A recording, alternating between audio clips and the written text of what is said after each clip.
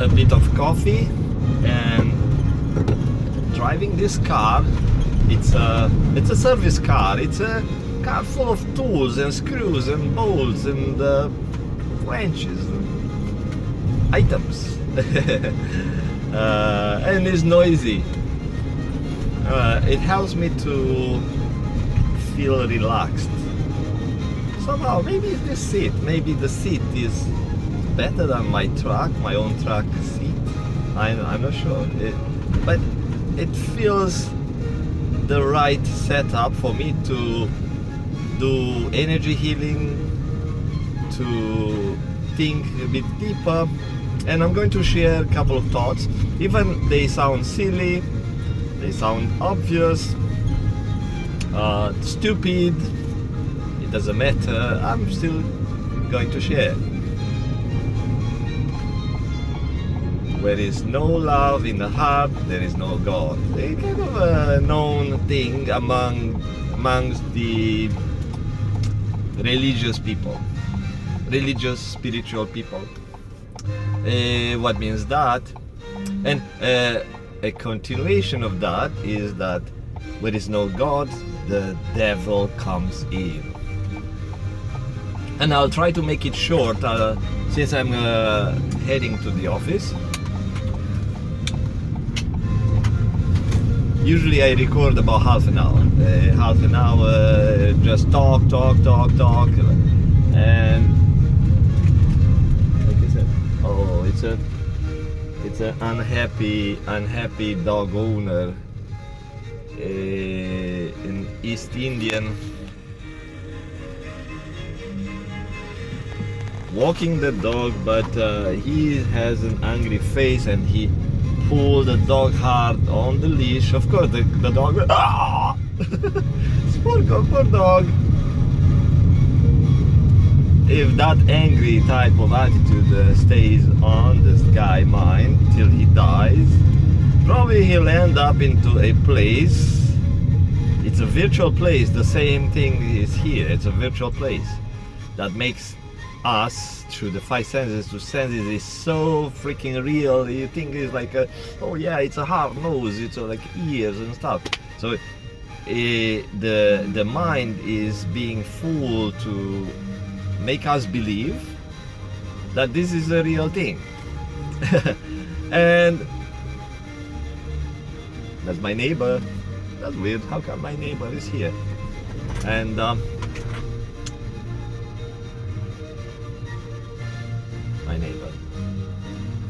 my neighbor is a Christian Orthodox guy, a contractor who has a wife who was bitchy,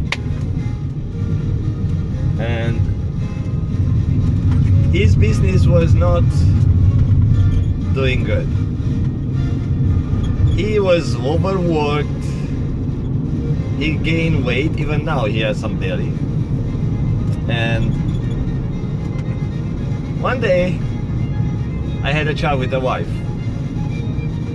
That's a kind of a separate topic, but they are all connecting. I met the wife and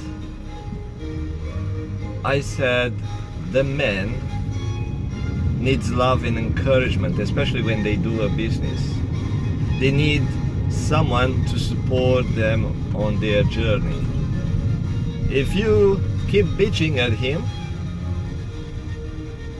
there's no drive for him to go to work, go to clients, and feel that he needs to bring stuff back home. He's like a hunter. Like old days, people were going hunting and they knew that someone will wait home with love and they were motivated to go to get the bigger moose, or I don't know, bigger lion or something. Same thing with our modern world. If you keep bugging the old guy that he's not making enough or he should do something else, it's like you try to control this guy while he is trying hard to please you, to get more stuff for you and your family. Right? It's not productive. And I said, yeah, let him. It's his idea, his dream, his business idea. Let him try. That's the human nature. We try, we fail many times until we get to the right job, the right talent. We discover the right idea, the right relationship. Let him try.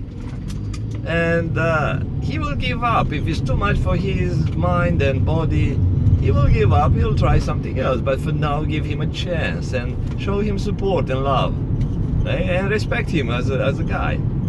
And she was not a cocky woman. If you talk to some white chicks here in Canada,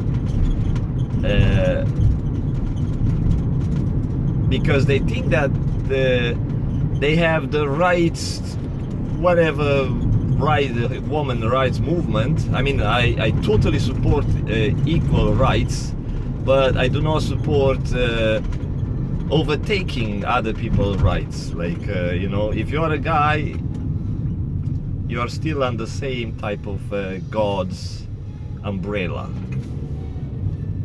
Your sex is different, but doesn't mean you are better than the woman, or the woman is better. So people need to know the balance.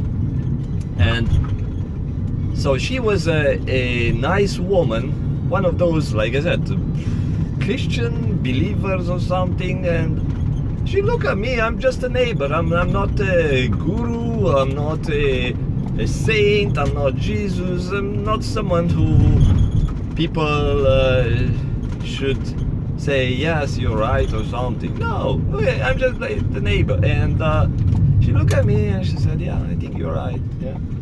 And I was okay. I was like it's kind of interesting type of person, because I got used to this white blondes, aggressive and full of self, right?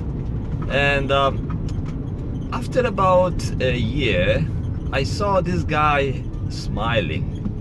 Okay, smiling. And I think there was a transformation in their couple, in their relationship, how she perceived the husband. Instead of using the husband as a provider, some guy who's supposed to bring stuff home, he's the life partner who's trying to bring stuff home, is trying this and try this. He's a human. Anyway, so back to love. This is related to love, because when the wife was putting this guy down, that was no love. When he's love and compassion, she understands. He has needs. He has needs. So good thing that God made me see this neighbor while driving. So he was driving, and I was at the stop, and I could see the driver. So the neighbor, it's a story, and God made me see this guy, reminded me about the story that I just shared. It's a silly stuff, but I shared it, but it's related to the topic. A wife who is a loving wife, respectful. Same thing to the guy. She is my jewel crown. It's like, I feel like a king in the house. She respects me. She put me on the pedestal because I do the same for her. And we both thrive. We both share love. And allowing love to flow into the hearts, it opens the channels of communication. It's like in a biofield. We radiate specific energy. You may not be familiar with that, but our body radiates certain type of energy. Could be a darker energy, could be murky color energy, and the outside our world outside of our five senses, entities, they pick up,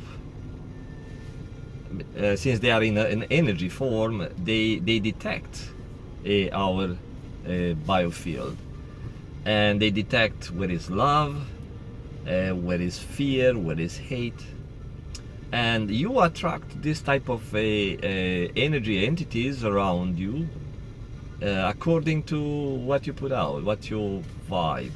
Now, people living with love and feeling the love, they will attract more of a constructive,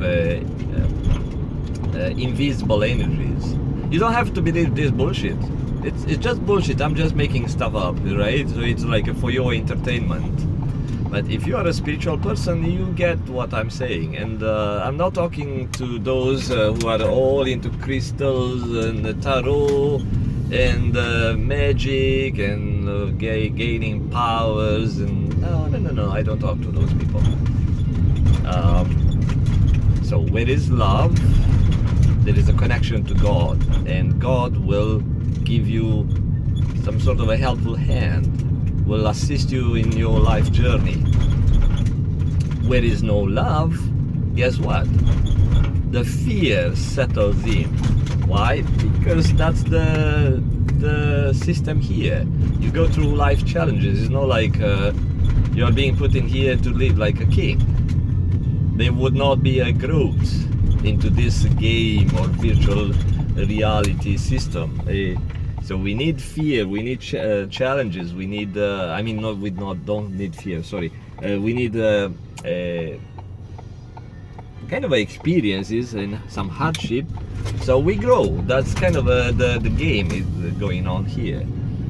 But when you are into a tough situation, let's say someone passes away in your life, or someone gets sick, or different type of challenges, if you have love and compassion, you go through this hardship much easier, and you go through it and you just add to an experience. You have another memory, another experience, then you get better, you get back on your track, and you remember how hard it was, and now you enjoy and you are grateful for being in a better position, better situation, right? So you need those things to show some contrast and help you with gratitude, and enrich your experience, like a human experiences.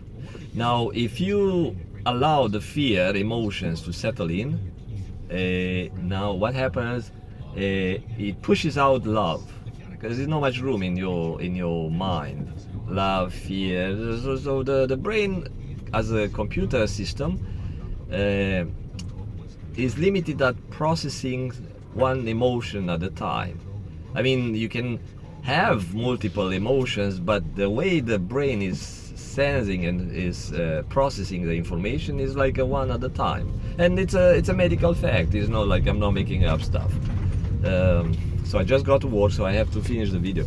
And since we can process one information at a time, we cannot feel love and connect to God and these positive, constructive beings, and feel the fear at the same time. And if we feel fear, we color our aura or biofield into murkier colors, darker colors that are actually signaling these destructive energies to come in. It's like we open to this constructive, because why we are in the same vibe. So it's like the destructive energies, they promote and they add to the fear. So if you have fear, if you live with someone who's living with depression, or if you are being programmed as a kid to live with fear and this type of murky thoughts, destructive thoughts, you are on your path to attract destructive energies, and they will settle around your mind, your biofield. They will kind of be part of your energy body, and they will affect the way you think. So they will destroy your body, and now the brain monitors the body pains and aches. And when you experience that, including fear, it will amplify these emotions of fear and pain and hate. So the people who suffer actually have these emotions more often than the loving emotions. And you are on your path for the body and mind destruction. So it starts with this type of thoughts. Because you disconnected from the love, you disconnected from God, and God now is like, okay, you're on the other side. So you are not part of people who come to me or connect to me to provide them health, to provide them more love, a better relationship. So you either are with love and with God, or you are with devils or whatever name the people use for this destructive darker entities. So talk to you later. I got to the office. See you later.